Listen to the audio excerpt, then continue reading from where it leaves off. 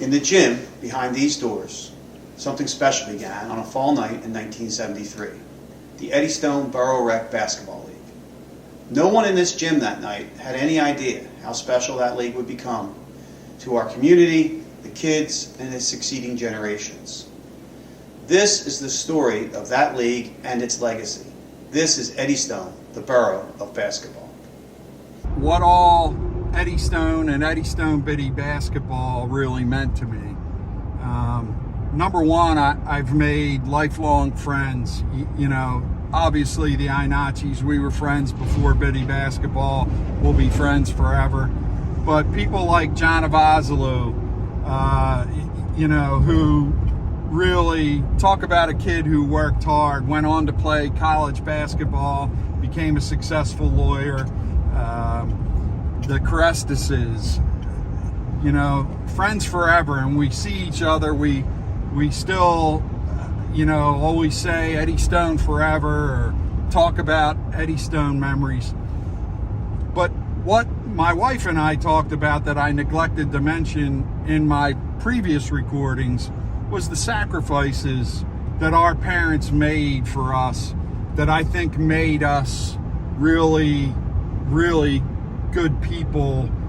Deep down inside, we realize the sacrifices they made. They gave up their weeknights, their weekends. The DiMattios, the Inachis, the Crestises, the DeCios, my parents, you know, these are people who gave up like everything they were doing for us. That's what I was going, you know, you talk about the Friday night league, right? Friday night was, everybody was there. Yeah. If you were a Saturday morning kid, you were there to watch the Friday night kids play because you looked up to them. If you were Thursday night, like 13 to 15-year-old, you were there because you were hoping you could keep the clock or referee the game. And one of the things that I always say about Eddystone kids is they were fundamental players. They knew how to dribble, they knew how to pass, they knew when to pass. Well, first off, they dribbled and shot the ball. I mean, Jimmy Falcone was the best shooter that I ever coached. You know, he was just, you know, he had great range and he was deadly. And you think of Louie, great shooter. Billy Corcoran could shoot the ball, and he was a mixture of forward guard, swing, who had good size, could shoot. You go in there with Gus and Danny, they were just two good players. Now, we won 7 championships in 8 years, and starting with Jimmy, and then Gus and Danny. Alan Tinney was just another good player. And then Mike Fields, and I'd be remiss, didn't have a great varsity career, but had maybe the most incredible JV career of all time. I think they have some scorebook where he's scored 35, 39 points in a couple of the games. But the players themselves, they dribbled, they shot the ball, and they had no problem going, you know, belly to belly, nose to nose, defensively. Shoot with your left hand on the left side of the basket. And they all knew the rules because they all refereed in their, you know, when they weren't playing, they all kept the book, they all kept the clock. It was, you know, Friday night, there was nothing going on in Eddystone if you weren't in that gym. And I think my mom came one time to a Friday night thing to see where I was going. And she walked me in, and she saw Topper. And Topper said, "Don't worry, I got him." But she sat around for a little while, and she said, "This looks okay. Like this, if this is where my son's going to be, this is a great place. Okay." And she never said me again. She knew that I was going to a place because she saw the commitment that we played every day. We played every day that ends in a Y, right? Winter. So the funny thing was like, well, why don't you play other sports? We play basketball. Plus, we either watch your older brothers play or your neighbors play or whatever. And very few games. But ultimately, we have to give credit where credit's due. We had great coaches. Oh. Though, you know, I remember 12 years old, Chump would bring the ball up, he would look at Bill Tribbett, and we knew if it was 2-on-2 or playing 1-2-1 against him. So the stuff that Kevin's still coaching right now, or the things he learned in mini basketball, right on those. And the funny thing is, we take it for granted. Nobody knows that stuff. We learn that stuff very, very early. You see this, you do this. You see that, you do that. So fundamentally, I thought that we came up sound. I saw an Eddystone basketball player was a good shooting basketball player, someone who rebounded, and fundamentally was sound. And I'll tell you, pound for pound, I think the 7x8 blocks of Eddystone probably produced, per pound for pound, the best shooters, right? Oh. Starting with his brother, then our years, and then Danny Barracliff, and Jimmy Falcone, and Gussie Nazaridis, and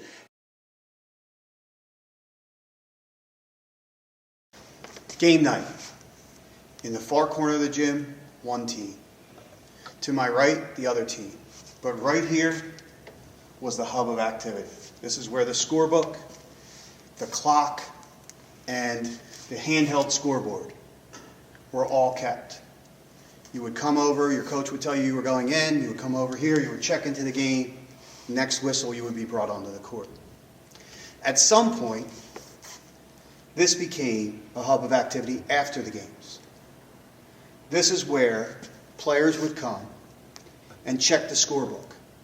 How many points did I have?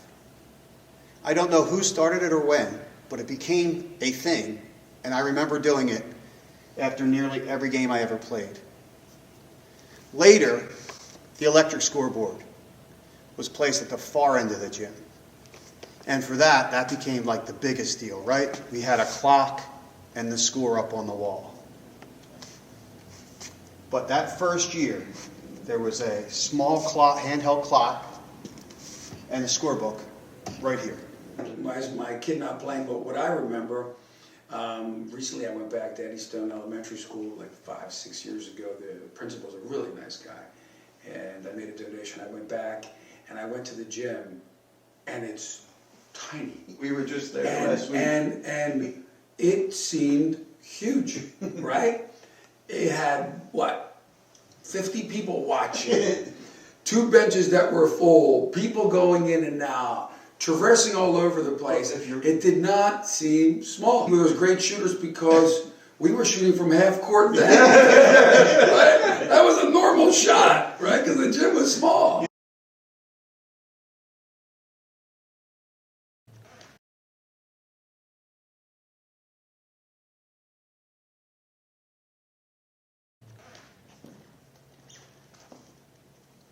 The inaugural season. One night a week, this gym was filled with kids. There were the red shirts, the blue shirts, the orange shirts, the green shirts. Boys and girls playing together. Even in the first season, there was the emergence of the Eddystone Guard.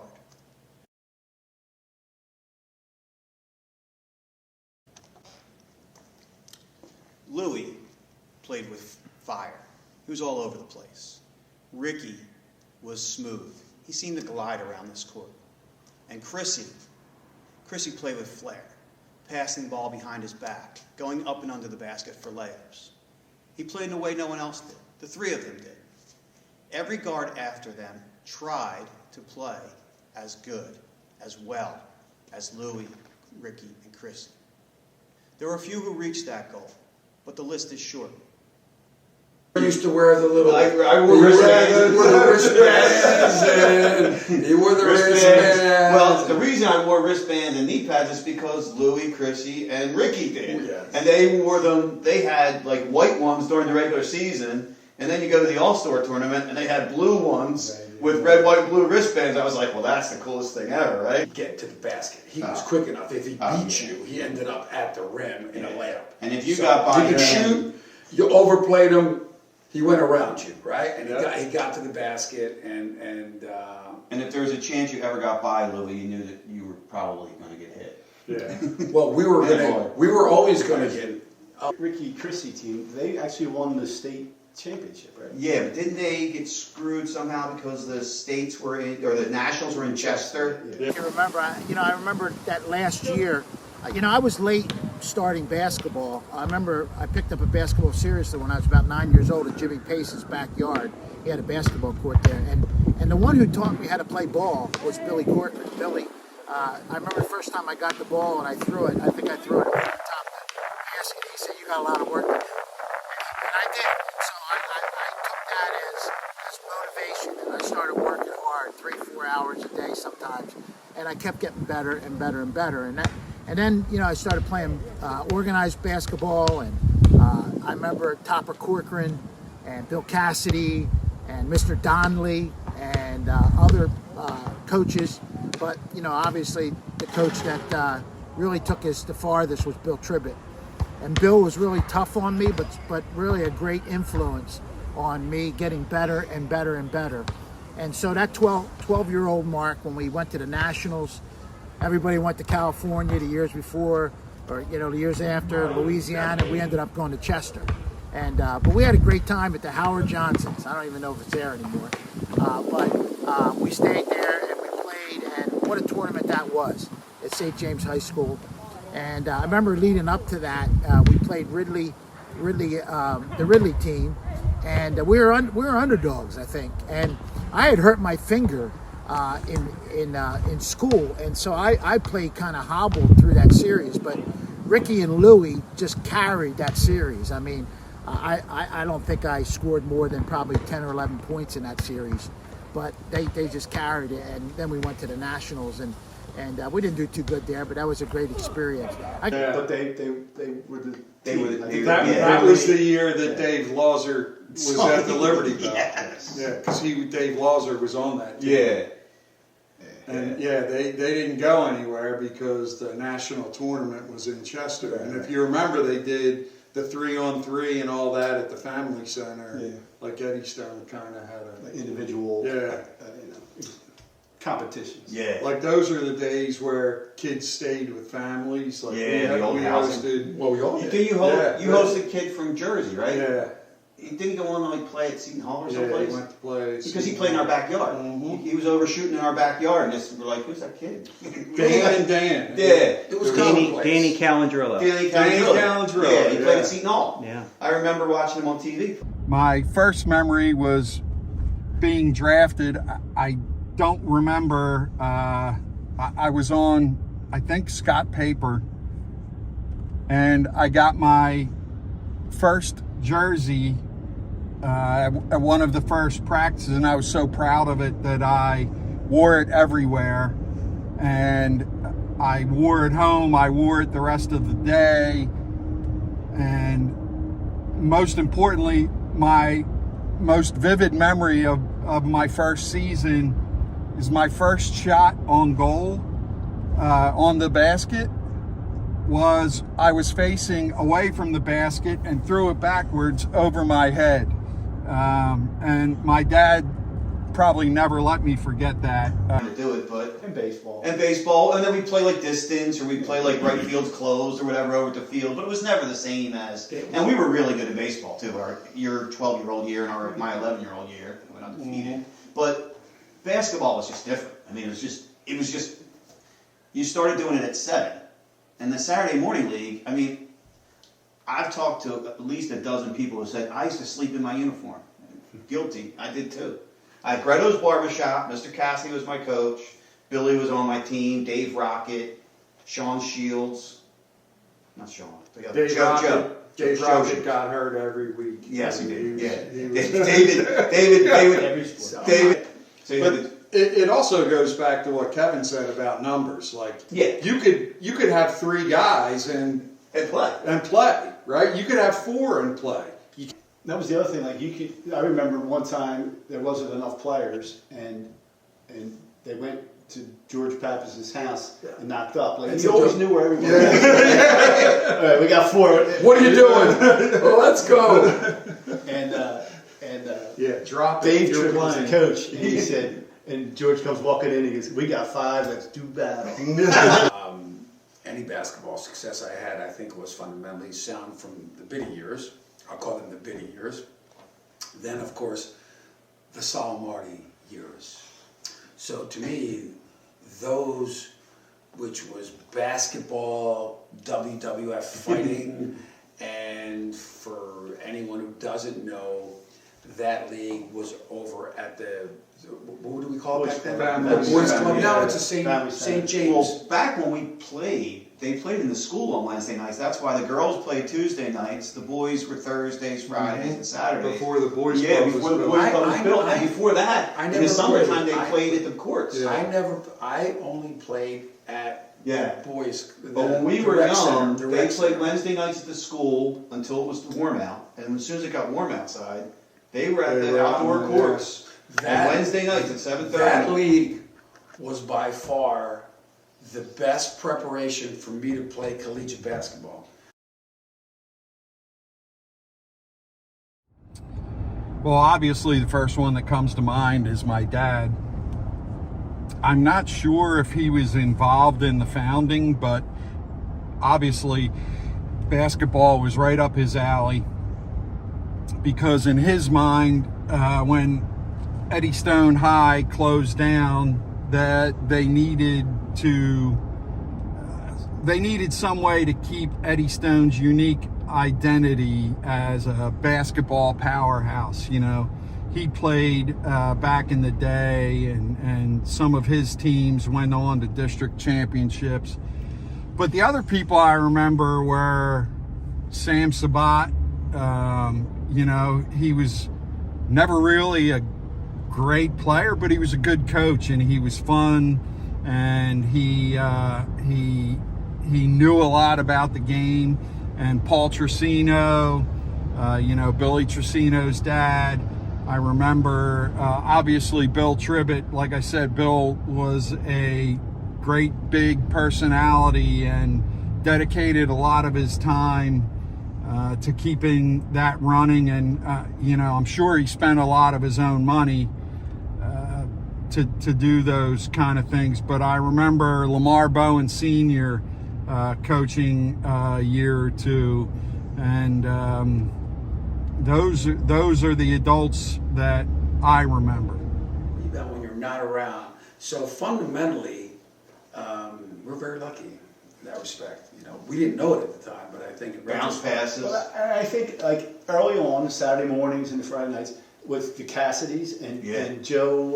Oh yeah, Pat Anderson, Cassidy too. Yeah, Joe they Anderson. all played. They Yeah. all knew, and Yeah. so it wasn't John just McAleer. Tribbett, but Yeah, you know, John McAleer, they all Mr. had- Scott. Remember how Mr. Scott was like? Well, he had to As be far like as, 80, like, you know, 80 back then, yeah. right? But he was big on fundamentals. not walking. It was a big thing. Yeah, yeah. Just Right. 3 seconds. You Yeah. know all the rules. Don't you know. carry the ball. Don't Yeah. turn the ball over. Yeah. But I actually think it was much more complicated than that with respect. I was talking to Jerry earlier.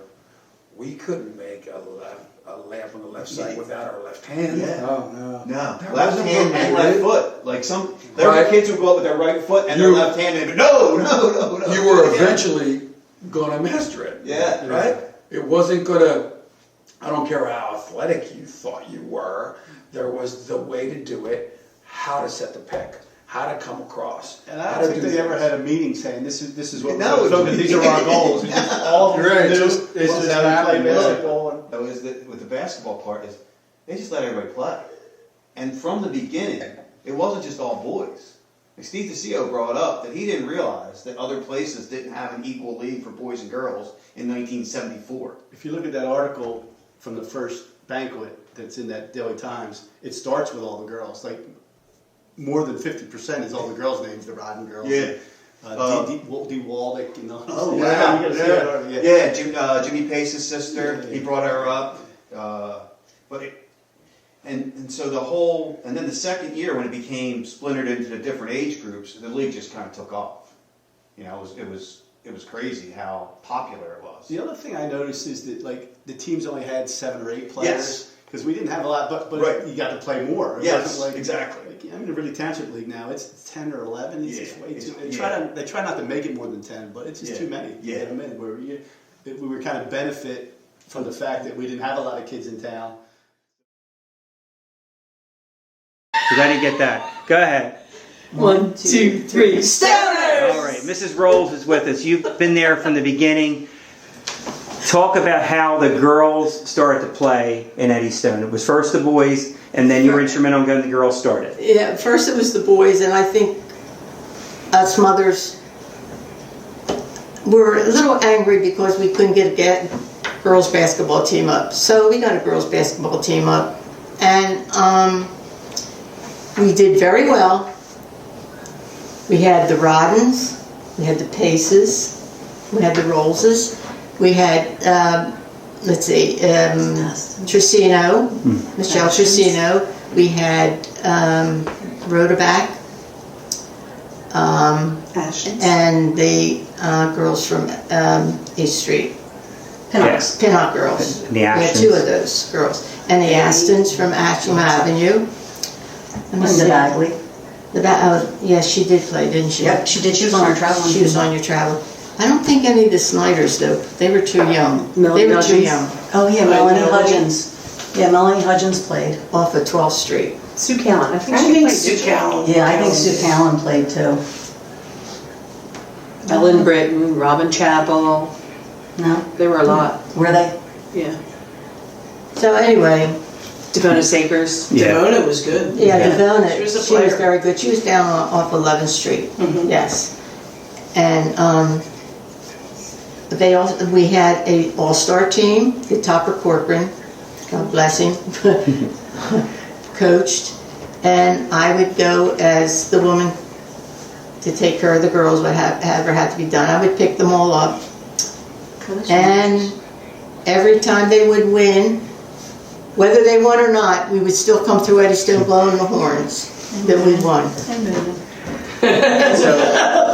So it kind of developed, and then it became a traveling team. And you played in places like Linwood, and Aston, Media. Media, because that was a hard place to find, because it was nothing but an alley. Yeah, Media Boys We Club. played in West Town too. Yeah, we did play in West Town We played in too. West Town. We played all over, yeah. So, and it was a Not as lot many of fun. places as the boys, but. And I would cut up the oranges we were because just I learned starting that from my coach in high school.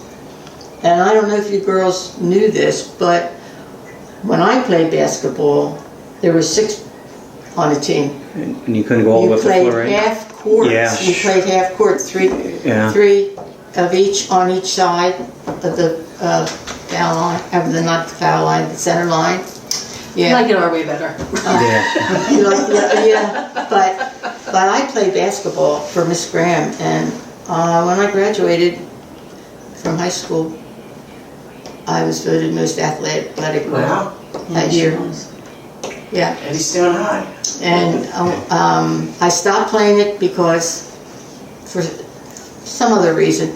And Miss Graham says, "Why aren't you playing, or why aren't you coming back?" So I came back, and that game I scored 21 points. Nice. So, but I was proud of myself, and but that's why I was hoping that we could get a girls basketball team up, and Thanks. And We're very Mrs. appreciative. And Mrs. Rhodaback was one of the coaches She was also. really Mary nice. Ann Anderson was another coach. So, and it was on Tuesday nights. The girls played every Tuesday night.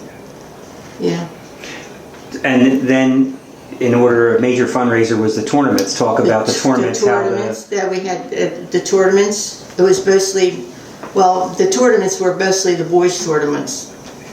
They're the ones that brought the crowd. Entertainment. Yes, and the women that coached, They were amazing. and we had some volunteers. We worked in the kitchen to make money for their banquet, and we had huge banquets. The first one was over in Widener University, in their not their auditorium, but their kitchen. Yeah, McMorland Center. Cafeteria. Yeah, it was really, really fun. And then down on the Russian club, not the Russian, The Polish American Club, yeah. down on Yeah, 9th 9th Street. We Street. also had them down there I too. remember going there. I mean, we just didn't have them like in the school, in the gym, or the cafeteria. We went out places. We raised money so we could have them for them. Yeah, I had a picture of a newspaper article that actually the girls were listed first in the newspaper article, and then the boys were at the end of the article. And a lot of you guys are named in that article about one of the first banquets that they had at the Polish American Club. Yeah, and they got dressed up when they went to these banquets. You guys, everybody got dressed up. Yeah. picking was out- amazing. Yeah, he really was. We were so lucky and blessed to have so many great. And he used to come. Coaches and influencers. I would work the kitchen in the rec center now, right? Yeah. And he would call me Mr. Seaford, every remember Mr. time. Seaford? Yeah. Bill? Yeah, every time we would have a He was tournament always over there. cleaning the floor. Barb, are you going to have kibasi and sauerkraut tonight? He Yeah. was- He said, don't forget to save me some if I'm late. He was the ultimate. Oh, yeah. Yeah. Basketball memories, Eddystone basketball memories. Just the friends and the relationships that we created. Now, still, like Seal's one of my best friends. We went to basketball camp. That was great. That was fun. Yeah, and just the, the close knit that we had. I mean, even her sisters, Rose. I played with Rose and Mimi, and we're still real friends. And it's nice to reconnect with Kathy. Right. Yeah. So it's just the relationships that we created. It's nice. Yeah. See, I know you have a vivid Eddystone basketball memory. What is it, Sue? I remember one time we played against Rose's team, and Rose and I, it must have been a tight game. All I remember is leaving the gym, and there were words back and forth. So it was a good. Did you win? I think I won. Yes. Wasn't always the case, but I think that time I won. So. Well, I think Eddystone in general, you have a really good sense of community. And I think that we were all grounded and we were taught to be respectful of adults, especially coaches. And, it was just a different world back then, and we were just so fortunate because we relied so much on that. We would have never had girls basketball in Eddystone if it wasn't for you. Yeah. And for Mrs. Rodebike, her and her husband, they coached me softball too. I mean, it always seems like it's the same people that volunteer or donate their time, which is your most valuable asset that you have, is your time. It's the same thing And now, too. even now, like the people in my years of life, I mean, I coached and I've taught my kids to coach and volunteer as much as they can, because it's really important, because you have to give back and you end up getting a heck of a lot more than what you give. And that's what I learned from Eddystone. I mean, it was just such a wonderful community. I can remember, going into Ann's Market or going to Luigi's and getting the pizza sandwich. Do you remember those things? Like it was. I still make them. They were the best. Yeah. It was just a whole different world back then, and we were just so lucky to have that sense of community. Actually, if you remember Sal Cooper, who played a Wednesday night league over there at the what is now the doghouse. He kept a scrapbook for me, so I have all those pictures from. Oh, great. If you could share some of those with me. Does he have any from the the leagues in Eddystone, or no? No. He actually used to. Anytime a name of my name, I know he always cut mine out. But if it were like my sister or something, he would do that as well. But he always cut them out and he hung them on his back wall. Yeah. We would get how many so everybody points could you read had. them when they came in. That was such a big deal in our house. We would cut it out, put it on the fridge. Yeah, it was in the Daily Times. And, it was all every week. That they would have the report of the games in there. Yeah. And it would say which team played who, and then the score. And who had how many scores? Yeah, that was a big deal. Mm-hmm. Yeah, but like even the college basketball wouldn't have been possible without the fundamentals and the life lessons that we got growing up in Eddystone. The drills. I know you told a story that Bill Tribbett, when you were struggling with your shot, Bill took you out Tribbett. in the middle of winter, and just a typical Eddystone thing.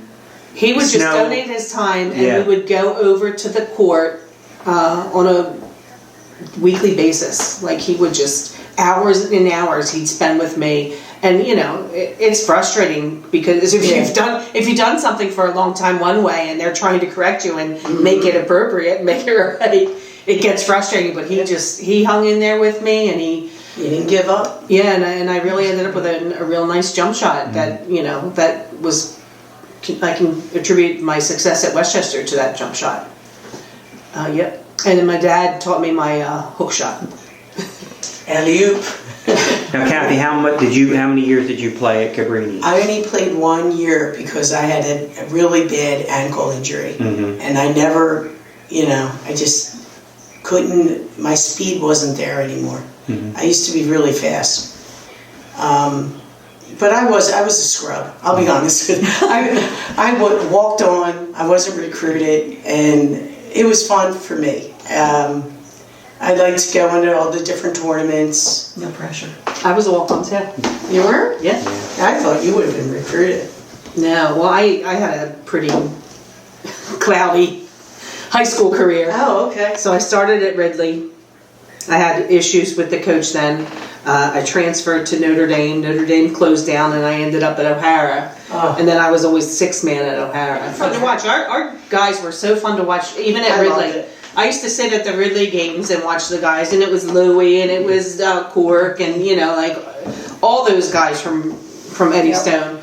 They were fun to watch. Yeah. But I mean, when we were playing, I do remember whoever was reffing, whether it was Topper or Sonny or Mr. Tracino, they would stop us and correct us they and would show teach us a proper way to box out, the proper way to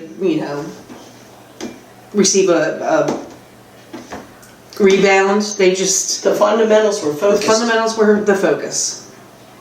Yeah, Learn the right way. Like a guy like Sonny Stewart, who just was there. He coached the boys. I know I was on the teener team when he coached the teener all-stars. He just was always there. Those guys were always there. Yeah.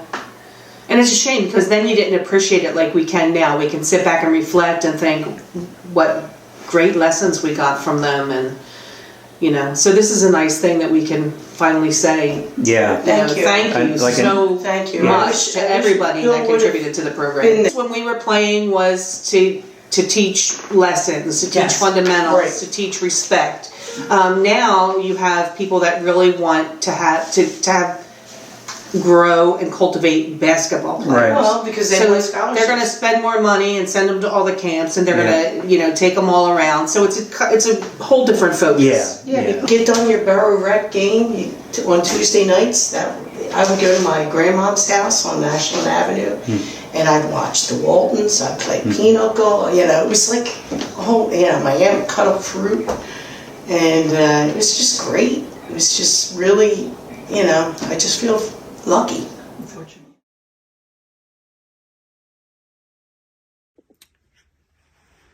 The Tuesday Night Girls League began in year 2 of the Eddystone Borough Rec Basketball League. From the first season, standout performers became the norm, with Seal Rodden, Devona Sakers, Kathy Pace, and others leading the way as the Eddystone Guards in a similar fashion to their counterparts on the boys' side. They set the tone for those who would follow: Robin Chappell, Sean Tarosky, Stacy Orr, Jamie and Brittany Batnieri, Sammy Dodds, Jen Rodden, and so many others. Of the outstanding group of Lady Stoners, one stood out above the rest: Seal Rodden. Seal was not only one of the best female players to ever play in the league, she is among the best ever. Seal went on to high school stardom in Delaware County, and then even more success at Division II Westchester University, where she still holds school records for career field goals. She's 5th in all-time scoring, 4th in field goals attempted, has a 14.3 points per game scoring average, and is number 1 all-time in career free throws. Seal was the first, but certainly not the last, Eddystone girl to make her mark on the local basketball scene. Stacy Orr started at Ridley High School and then Westchester University as well. Jen Rodden was a multi-sport standout at Ridley High School and then Dickinson College. Brittany Batnieri and Sammy Dodds were starters on a Ridley team that compiled a combined 40-12 record in their junior and senior seasons. And then there is Jamie Batnieri. Jamie was part of a standout group of Eddystone girls that came through the program together. Many of her teammates went on to play high school basketball and other sports collegiately. Krista Di Romaldo joined Jamie at Archbishop Prendergast. The Rodden sisters, Jeanette and Lauren, played at Ridley along with Kerry Hall. Like Seal Rodden years before, Jamie went on to a successful college career at Holy Family University. Jamie's career marks at Holy Family are impressive. She ranks 10th in points scored, 6th in three-point percentage and assist, 8th in average assists per game, 7th in steals, and 10th in block shots. There were so many other girls who made a mark on the girls' program from the beginning. Debbie Rolls, Kim Rizzo, Stacy Snyder, and Ellen Britton, among others. Some of the same leaders that organized and coached the co-ed, then the boys' league, did the same for the girls' side. One of the ladies that stood out from the beginning, however, was Mrs. Rolls. Barbara Rolls was a fixture of the community in many ways. She was the crossing guard who knew all the kids' names and always greeted everyone with a smile. She was always there to help at community events or at St. Rose Parish events as well. She brought that same dedication and enthusiasm to make the Girls Basketball League a place for girls of all abilities to enjoy playing a game together, making friends and memories that would last a lifetime. April 6, 2024, Don's Bar. When this project started, there was really no plan for a get-together or reunion. It began as something Mike Iannacci wanted to do in his retirement. A way to record something he and I agreed left an impression on our lives. There would be a video, Mike would post it on YouTube, we'd share the link so people could watch, and that would be it. Then something changed. As people shared memories, it became apparent that so many of us, now connected virtually through social media, haven't seen each other in 10, 20, 30, 40 or more years. There was an enthusiasm building, a long separation that needed to be breached. So, with the help of Steve DeCio, an event was organized that turned Don's Bar 2024 into a flashback to Topper's Bar in the 1990s. Steve's brother Frank even showed up with a trash bag. More on that in a minute. Stoners from the earliest version of Eddystone basketball came face to face with the groups that succeeded them.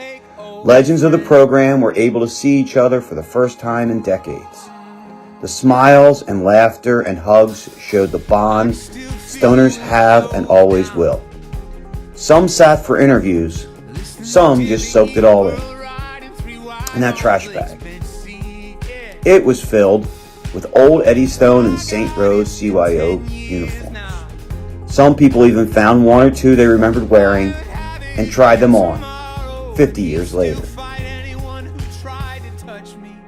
Rose Begley sent a card in memory of her son Kevin, KB to all of us. KB was a player, a coach, and a leader of the league over the years. He left us way too soon. In her card, Rose wrote this: "Thank you for all the hard work putting this together. It was an amazing idea. Kevin would have loved it. Take this little gift and buy drinks for the team. On me and KB. Love you guys, Rose." That is what being a Stoner is all about. Yeah, sure. So, the thing I remember most about playing was how fun it was and having all our friends on different teams. But I'll tell you, it never really hit me until much later when we were at the Lighthouse Hall and they had these picture books, and I was going through them and they had all the teams, and you could basically pick out every kid who was in your class, and that's something that I didn't really remember, but that to me was like, wow. Everybody played. It didn't matter whether they were, good basketball players, but everybody was involved. And I think when you look at the kids who grew up then and played in our era, how they became the next community leaders and coaches, and the people that were involved at that time when we played kind of set the example for all of us on how to serve the community and, you know, do things for the kids to make it better for them. So that's really what I remember. I can remember some of the funny things that we had to deal with, from trying to wake Bill Tribbett up and Bill Cassidy up with a whistle. They were mad at us. I can remember Mr. Johnson taking us to a game, and the guy beeped the horn at him, and he said, "What else do you want for Christmas?" I never had heard that statement. My dad got a chance to be my coach when I was 13, 14 years old. I can remember that was a little bit later than the time with in Biddy League, but throwing alley-oops to Billy Corcoran in the boys club in Eddystone was a highlight. So I just wanted to share some thoughts. I'm so thankful that I had those years. It really formed me as a person and really allowed me to just be disciplined in my life in certain areas of my life. So thanks again, Michael. Thanks, Jerry. Look forward to seeing you guys again. Take care.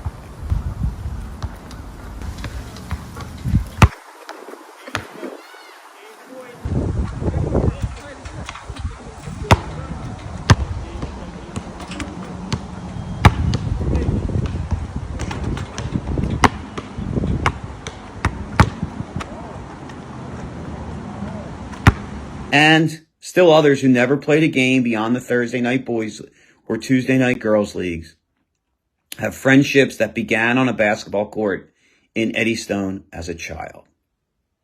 There were parents who never coached or refereed a game, but they were always there.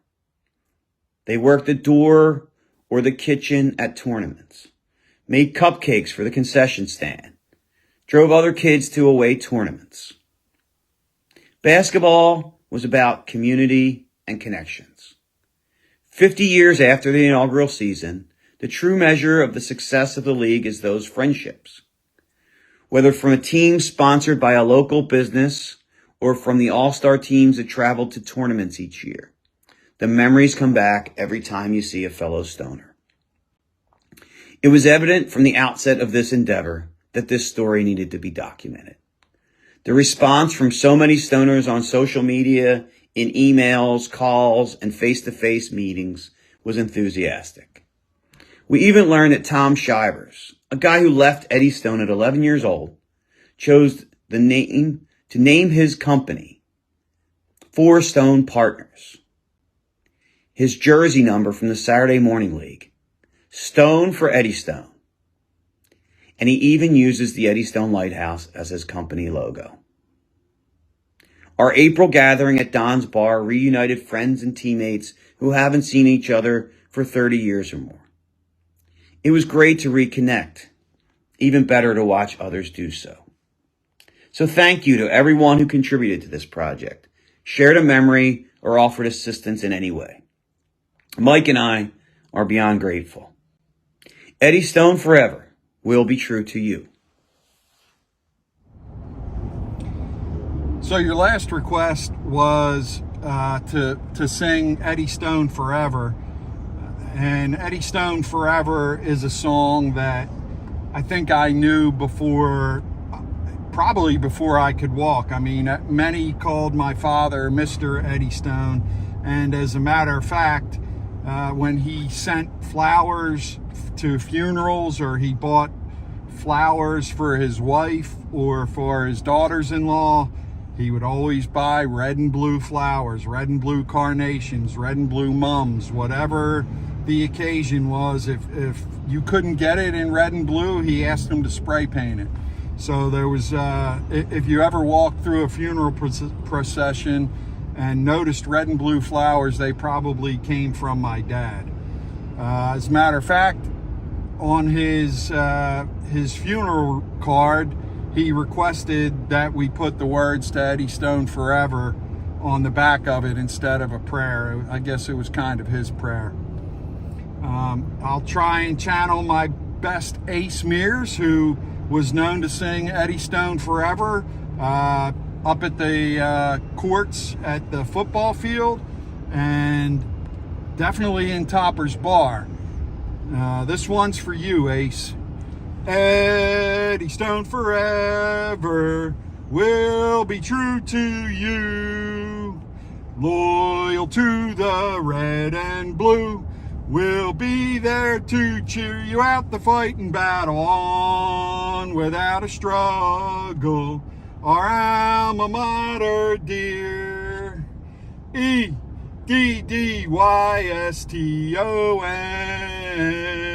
Ba-da-da-da-dum, bum.